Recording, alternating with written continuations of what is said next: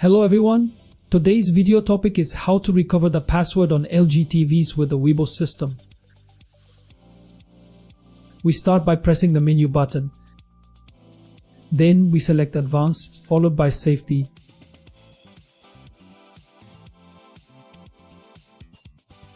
Like this. Next we enter the following code. This is not a numeric code, but notice the channel toggle button on the remote control.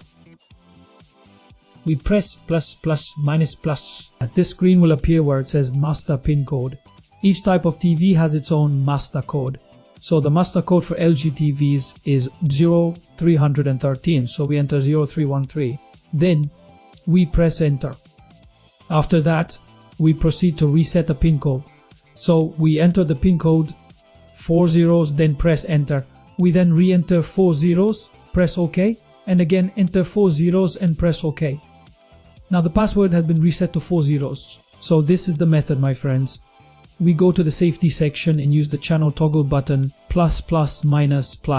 This screen will appear and we enter the master code. You should know that for any device we set a password on and forget it, there is always a master code to reset it.